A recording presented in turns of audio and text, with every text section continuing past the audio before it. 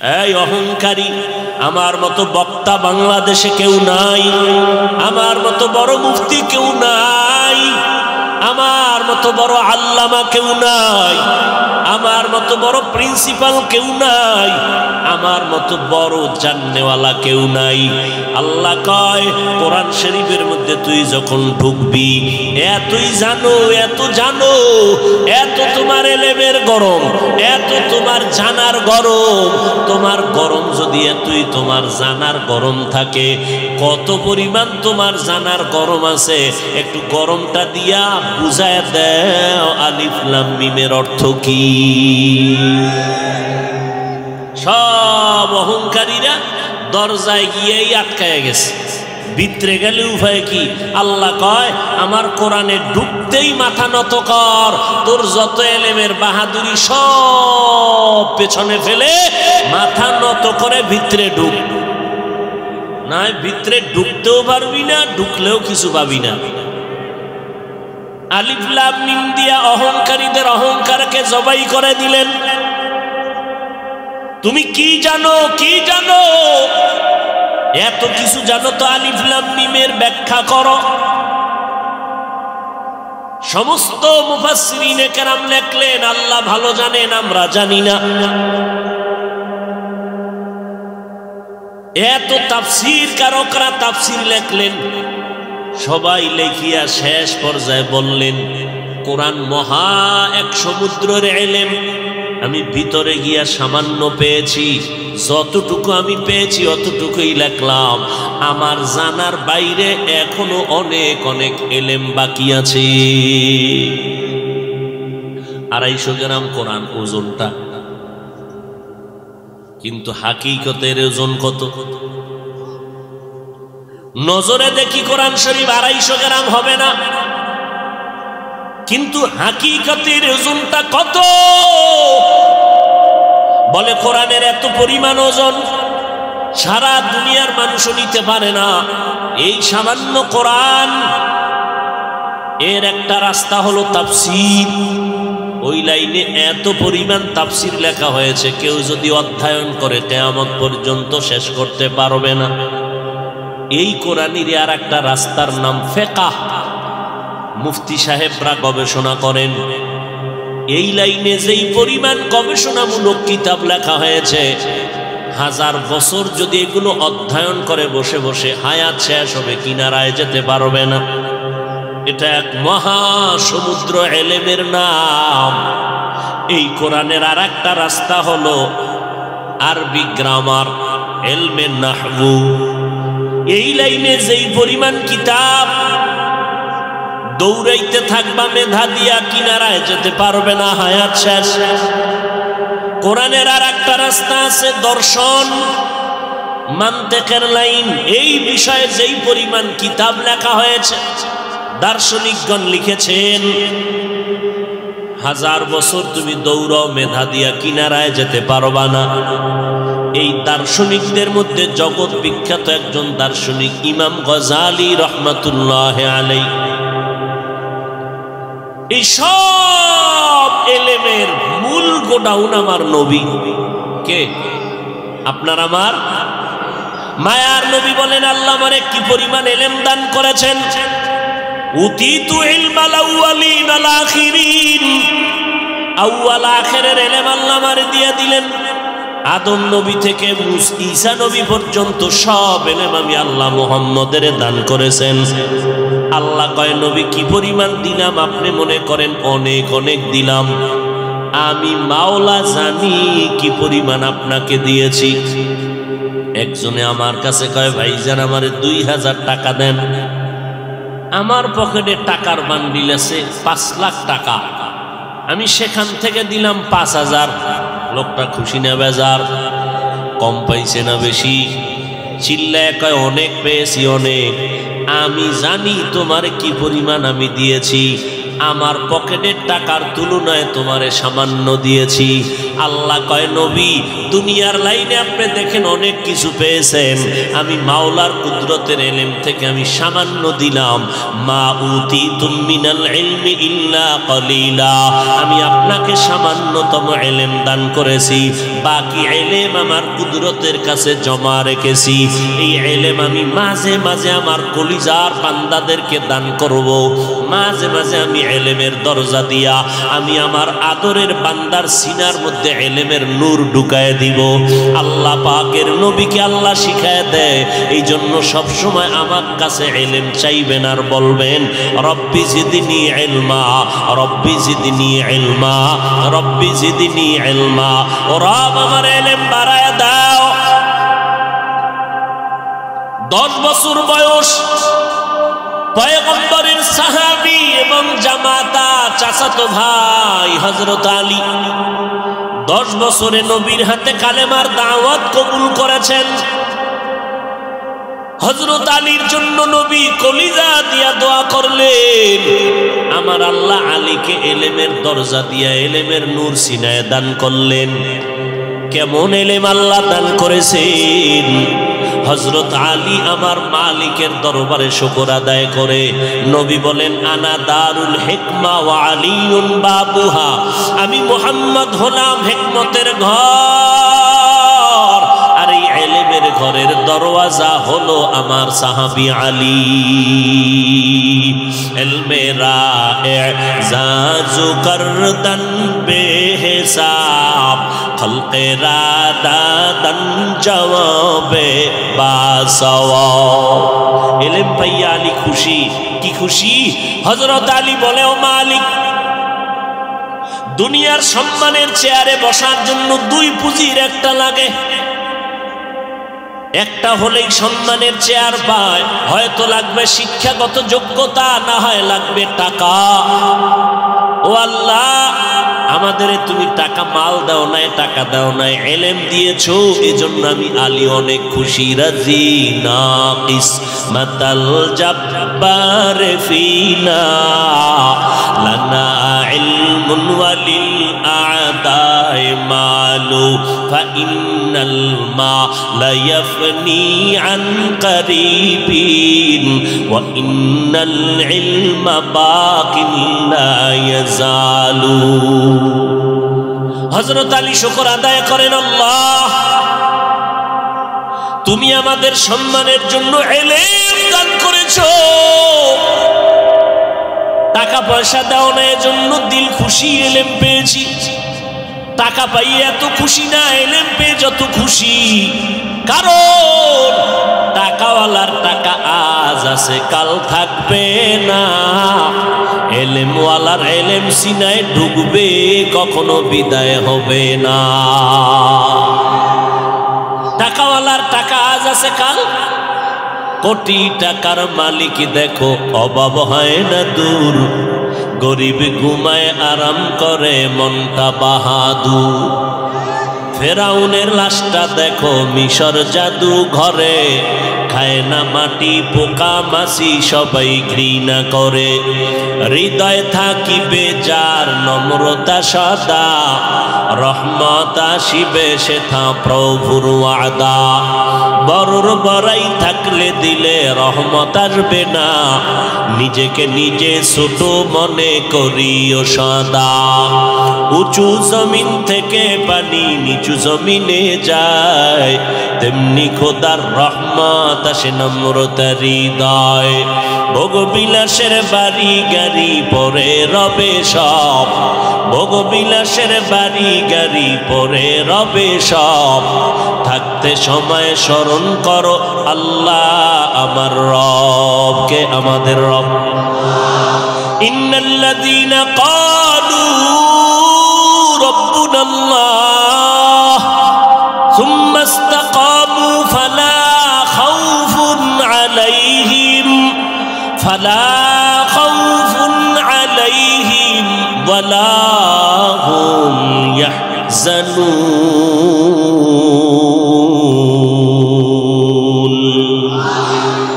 আল্লাহ বলেন যারা স্বীকার করে আমি তাদের রব, আমাদের রবকে। আর জোরে বলেন রব্বি আল্লাহ নবীহি মুহাম্মদ মুস্তাফাহু দীনিয়াল ইসলাম দীনু মাওকাহু আরজু কুফরানান আফওয়ান ইনদাহু। আমার রবকে যারা আমারে রব বলিয়া স্বীকার করবা, দুনিয়ায় কোনো পেরেশানি নাই, আখিরাতেও কোনো ভয় নাই। আমি আল্লাহ আমার কুদরতের জিম্মায় তোমাকে বিনা হিসাবে জান্নাতে পৌঁছাইয়া দিব। আল্লাহকে রব বলে মানরে বাবা। হযরত আলী বলেন, আমরা ইলম পেয়ে খুশি, টাকা পেয়ে খুশি না। তার এক কারণ, টাকাওয়ালার টাকা আজ আছে কাল থাকবে না, এলেমওয়ালার এলেম সিনায় ঢুকবে কখনো বিদায় হবে।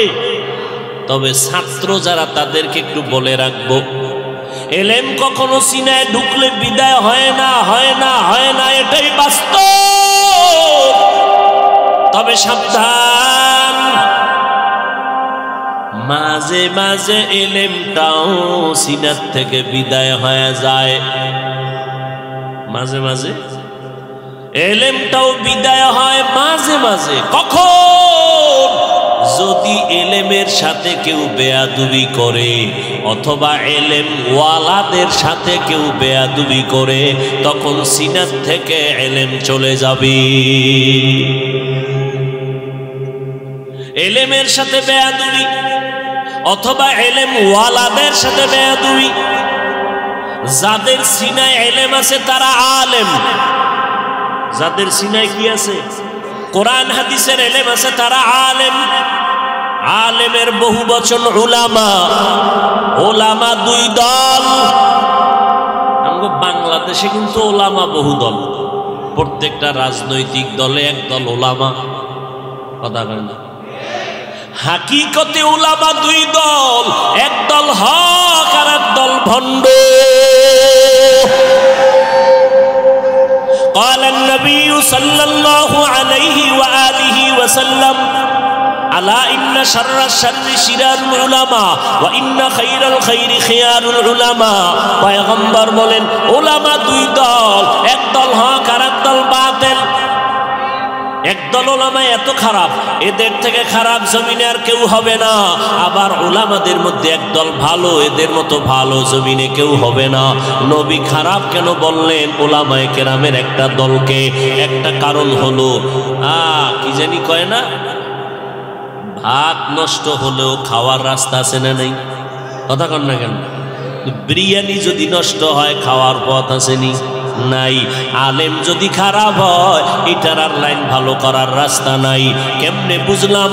লক্ষ লক্ষ গাঞ্জাখোর জুয়া খেলনেওয়ালারা ইসলামের ক্ষতি যেই পরিমাণ করতে না পারবে, মাত্র একজন টুপিওয়ালা ভণ্ডের দ্বারা ইসলামের ক্ষতি আরো বেশি হয়ে যাবে। হচ্ছে না? কথা বলেন না কেন? এটা হইতে আরো কয়েক বছর পর বাকি আছে। সোনার বাংলায় হচ্ছে টের পাই না, খবর নাই। কারণ 24 ঘন্টা মোবাইল নিয়ে মোরাকাবায় থাকরে যুবক, কিন্তু মোবাইলের হাকিকত সম্পর্কে তোমার ধারণা নাই। এই জমিনের মধ্যে দাঁড়ায় কিছু উলামা বলতেছে কোরআনের ভেতরে ভেজাল, আবার বলে কালেমা লা ইলাহা ইল্লাল্লাহ মুহাম্মাদুর রাসূলুল্লাহ, কালেমা পড়া বন্ধ করে দাও, এটা কুফরি কালেমা। নাউজুবিল্লাহ। একটু আসতে বলেন, কারণ আপনার হুজুরে বললে, এই যুবক, তোমার বক্তা সাহেব যদি বলে তো নাউজুবিল্লাহ একটু চিন্তা করে বলা উচিত। তবে রেজাল্ট শুনে নাও। কোরআনে জাল আছে কালেমা কুফরি বলার কারণে।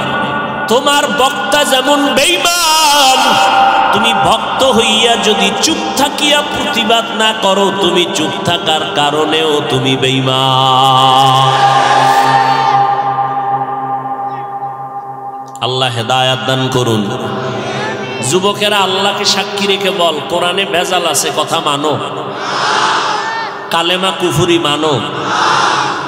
যেই বক্তা বলেছে নবীরা ভুল করেছেন, বক্তা বলেছে, আওয়ামী লীগরা বলে নাই, বিএমপিরা বলে নাই, একজন মাওলানা আমার মতো লঙ্গি ভরা মোল্লানা বড় টাইটেলওয়ালা বক্তা মাওলানারা বলে কালেমা কুফরি বন্ধ করো, কোরআনে জাল বন্ধ করো, নবীরা অন্যায় করেছে, আল্লাহ করাইছেন, মানো। তাহলে ইউটিউবে গিয়ে সারা রাত খুঁজবি কে বলেছে, চিহ্নিত করবি। এরা বাংলাদেশে পীরের নামে যারা ভণ্ডামি করে, এই দেশের জাতি ভালো করে তাদেরকে মোটামুটি চিনে যে এরা ভণ্ড। কিন্তু কালেমার বিরুদ্ধে, কোরআনের বিরুদ্ধে, রসুলের বিরুদ্ধে যারা কথা বলে, জাতি এদেরকে এখনো চিনে না যে এরা ভণ্ড। এদেরকে চিহ্নিত করো। এরা শুধু ভণ্ড নয়, এরা ইসলামের ব্যানারওয়ালা নিকৃষ্ট ভণ্ড। এই সমস্ত আলেমকে যারা ভণ্ড বলে না, এরাও ভণ্ড। এখন বলবা গীবত করছি, এই বলবা তুমি গীবত করা হারাম জানো, আমরা হুজুরেরা জানি না, তোমাদের থেকে একটু কম জানি, এই তো না? না বেশি? কি বেশি জানি? তুমি জানো গীবত করা হারাম, ওলামায়ে কেরাম বেশি জানে। চার কারণে গীবত করা ওয়াজিব, না করলে গুনাহ হবে। এর মধ্যে এক কারণ, কেউ যদি ইসলামের ব্যানার টানাইয়া মানুষের ঈমান আমল চুরি করে, আহলে হক আলেমদের দায়িত্ব তাদের নাম ঠিকানা শুদ্ধা জনগণের জানাইয়া সতর্ক করবে। এতে যদি গীবত হয় তাতেও সওয়াব। আল্লাহ বুঝার তৌফিক দান করেন। আরে আমার নবীর বিরুদ্ধে ওমরে ফারুকের মতো সাহাবীকে বলে মাওলানা সাহেব ভণ্ড। কোন দেশে আছেন? ওমরে ফারুক ভণ্ড? হ্যাঁ, আল্লাহ হেদায়াত দান করুন। সাহাবায়ে কেরামদের বিরুদ্ধে যদি কেউ ইশারা ইঙ্গিতে কথা বলে, এরাও চূড়ান্ত ভণ্ড, ৭২ দল জাহান্নামীদের দলভুক্ত। আল্লাহ হেদায়াত দান করুন। কি রাগ করতেছেন? রাগ করলে এদিকে আও, কপালে একটু লাল কালি দিয়ে লেখি তোমার ঈমান বিদায়। আসো, নবীরে গালি দিবে, এর প্রতিবাদ করা লাগবে কি লাগবে না? কোরআনের বিরুদ্ধে কথা বললে জবান বন্ধ করে থাকা যাবে? কালেমার বিরুদ্ধে কথা বললে চুপ থাকা যাবে? আমারে গালি দাও, চুপ। সারাদিন লিখতেছো বিরুদ্ধে ফেসবুকে, কোনো প্রতিবাদ নাই, কোনো জবাব নাই। লেখো, জনমের মতো লেখো, কিন্তু আল্লাহ নিয়া, ইসলাম নিয়া, কোরআন নিয়া, কাবা নিয়া, নবী নিয়া কিছু বলবা, এক বিন্দু রক্ত থাকা সত্ত্বে মরণ পর্যন্ত তোমার বিচারের দাবিতে আন্দোলন চলতে থাকবে, বন্ধ হবে না। আরে আন্দোলনের অধিনায়ক হবে এই জমিনে দেওবন্দি উলামায়ে কেরামরা। দেওবন্দির নাম শুনলে তোমার খুব কষ্ট লাগে না?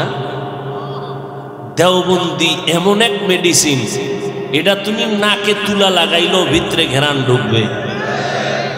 যেদিকেই নজর দিবি সেদিকেই দেওবন্দি। রাজনীতির ময়দানে দেওবন্দি, তাবলীগের ময়দানে দেওবন্দি, খানে কাপীর ময়দান, পীরের ময়দানে দেওবন্দি।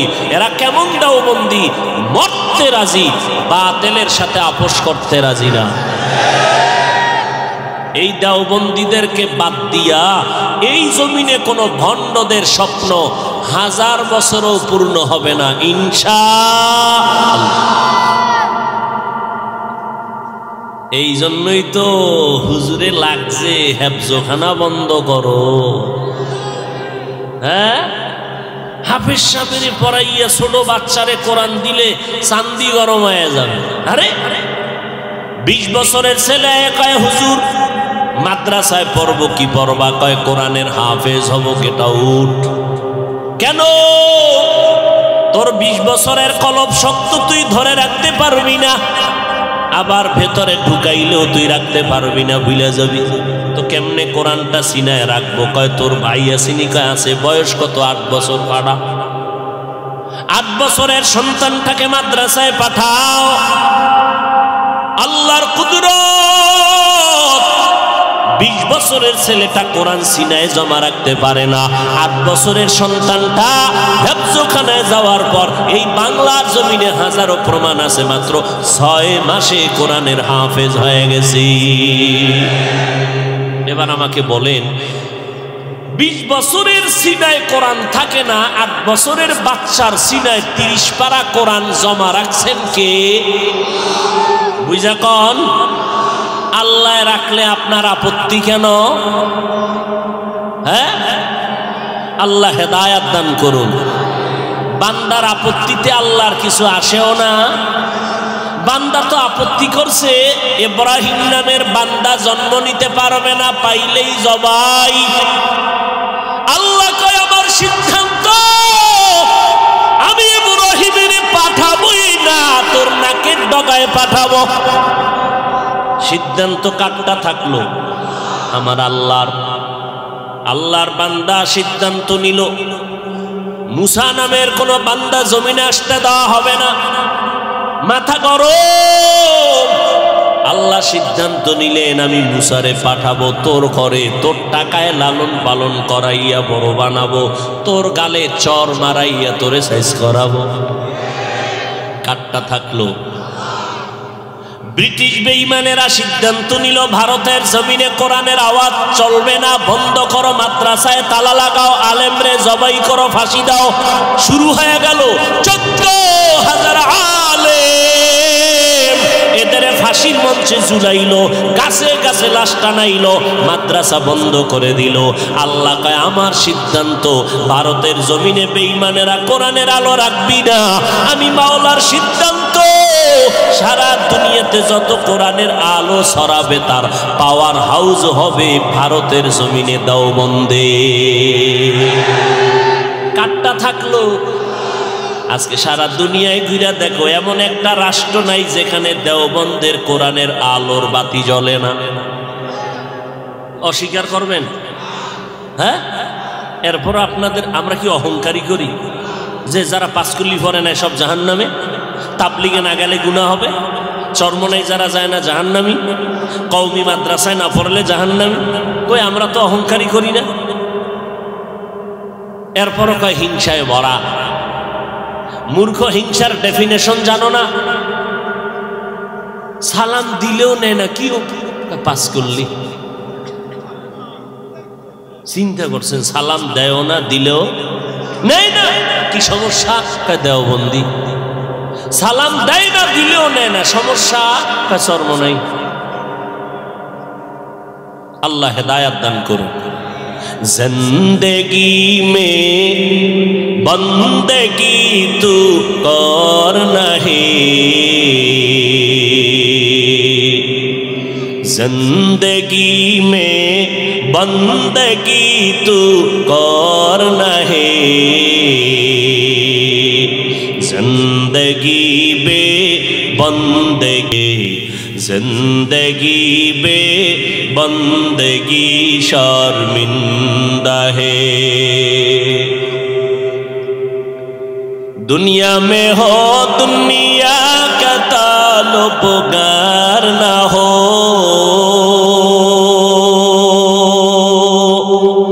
बाजार से गुजर हो खरीदार ना हो। दुनिया में हो दुनिया का ताल्लुक़गार ना हो, बाजार से गुजर हो खरीदार ना हो। ये दुनिया एक मिसल कागज़ फूल है, ये दुनिया एक मिसल कागज़ फूल है। जिंदगी में बंदगी तू कर नहीं, जिंदगी में बंदगी तू कर नहीं, जिंदगी बे बंदगी शर्मिंदा है, जिंदगी बे बंदगी शर्मिंदा है। जिंदगी में बंदगी कुन बंदगी, बंदगी बे जिंदगी शर्मिंदगी। থাকবেননি না মোনাজাতটা দিয়ে ফেলাবো? না আবার দরজায় তালা মারায় দিবে, আবার থাকবেন? আল্লাহ কবুল করেন। না অনেকে আবার জুতা গুছাইতেছে, গেট আটকাইলে উপায় কি? আল্লাহ বাড়িওয়ালাদেরও হেদায়েত দান করুন। কত মানুষ দিল খুলিয়া চায় ফজরের নামাজটা গিয়া মসজিদে জামাতে আদায় করব, চোখের পানি ফেলে এসে বলে হুজুর কপাল খারাপ, ভাড়াটিয়ায় বাসায় থাকি, মালিক ফজরে গেট খোলার তালার চাবি দেয় না। আছে না নাই? এর বিল্ডিং এর মেয়াদ 500 বছর। হ্যাঁ, কেমনে বুঝাই? বড় দুঃখ। এই গাজীপুরের ভেতরে অনেক বছর আগে একটা দুর্ঘটনা হয়েছিল রাত্র 1টার সময়। আমি অনেক জায়গায় কথাটা বলেছি। আমার এক পরিচিত মানুষ, এই বাদাম দেখছেন নি কারবার, ব্যবসা সবাই চালাইতেছে জিবা চালা। 2 ঘন্টা বাদাম না খাইলে মারা যাবেন নি? এটা খাওয়ার প্যান্ডেল? কেয়ামত আইতেছে। আমরা যাদের সোহবতে এই জায়গায় বইছি, কত লাথি খেয়েছি, জুতার বাড়ি খেয়েছি। জুতার বাড়ি, কার জুতার বাড়ি খেয়েছি? সন্তান যদি মায়ের জুতা খায়, বাবার জুতার বাড়ি খায়, এটা অপমান না, এটা বরকত। ওই জুতার বাড়ির অ্যাকশনে এখানে বসছি। যারা চেহারা দিয়া শুধু নজর দিলে মানুষের কলবের ভিতরে পরিবর্তন হয়ে যায়, আর যখন বয়ান করতেন পান খাওয়ার চা খাওয়া, ওই মাইকের স্ট্যান্ড দিয়ে বাড়ি জাগা, ওই বয়ান করত, মানুষ কান্না কইরা ওলি হইয়া এরপরে ঘরে যেত। আর এখন তো বয়ান ফ্যাশন, স্টাইল হয়ে গেছে। কত কণ্ঠ শুনানো যাবে, হাসানো যাবে। হাসাইতে পারলে জনগণ খুশি, আমিও খুশি। আমার বয়ানটা এমন হতে হবে যে দাওয়াত বেড়ে যায়। আল্লাহ হেদায়েত দান করুন। বাসায় যাওয়ার তারা টারা তেমন বেশি রাত আমিও করব না, যেহেতু এমন টাইমে বসছি যখন দোয়া করে যাওয়ার টাইম, এ সময় মাত্র শুরু। হায় হায় হায়, কি কথা বলতেছিলাম? গাজীপুরের দেখছেন নি? ভাবলি গাজীপুরের ভেতরে 14 তলা বিল্ডিং কই আছে তাও আমি জানি না, পত্রিকায় আসছে ঘটনা।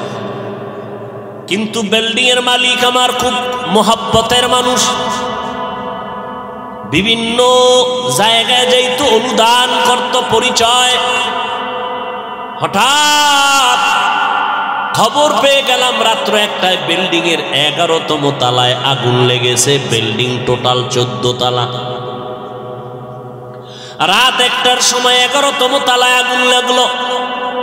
মালিক সুদ্ধা অনেকেই মরে গেল। পত্রিকায় পেয়ে আমি অন্যভাবে খবর নিলাম কি হয়েছে, যে এমন কুদরত, 11তম তলায় আগুন লাগলো, মালিক শুদ্ধ মরে গেল। উপরেও কারো ক্ষতি হয় নাই, নিচের তলায় কারো কোনো ক্ষতি হলো না। ব্যাপারটা কি? খবর নিতে গিয়া গোপন ভাবে জেনে দেখলাম রাত্র 1টার সময় ওখানে নারীদের ল্যাংটা নাচ গানার মদের আড্ডা চলতেছিল।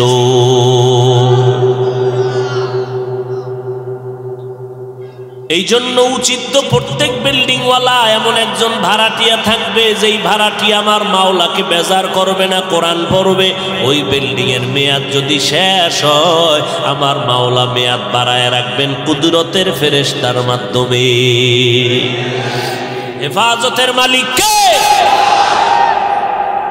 কোটিপতি ব্যক্তি, জাহাজ যায় মাল সহ সমুদ্রের ভেতরে, হঠাৎ জাহাজ ডুবে গেছে। মালিকের কয়, স্যার আপনার জাহাজ ডুবে গেছে সমুদ্রের ভেতরে। কয়, আল্লাহর কসম ডুবে নাই। আপনি দেখছেন নি? কয়, দেখি নাই। আপনি কসম খাইলেন, সাহস তো কম না। হ্যাঁ সাহস, আমারটা ডুবে নাই, খবর নিয়ে দেখো। 100 মাইল দূরে গিয়া খবর নিয়ে দেখলো অন্য জাহাজ ডুবছে, তারটা ডুবে নাই। এবার কয় স্যার আপনারটা ডুবলো না, কসম খাইয়া গ্যারান্টি দিলেন কিভাবে? আমার নবীর কথা, যারা মালের যাকাত ঠিক মতো দিবা তাদের ক্ষতি হবে না। বড় বড় বড় বড় আগুন কেন, বিপদ কেন, কিডনি যায় কেন? কয় মাদ্রাসায় 1 লাখ দিবেননি। কয় হ্যাঁ তো সম্ভব না। আল্লাহ কয় এদিকে দিবি না, অন্য দিকটা নিয়ে যাবো, তোর কিডনি ড্যামেজ করে দিলাম।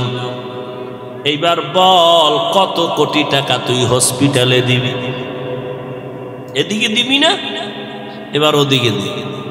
মাওলার সাথে চালাকি। ওয়ামাকারু ওয়ামাকারাল্লাহ ওয়াল্লাহু খায়রুল মাকিরিন।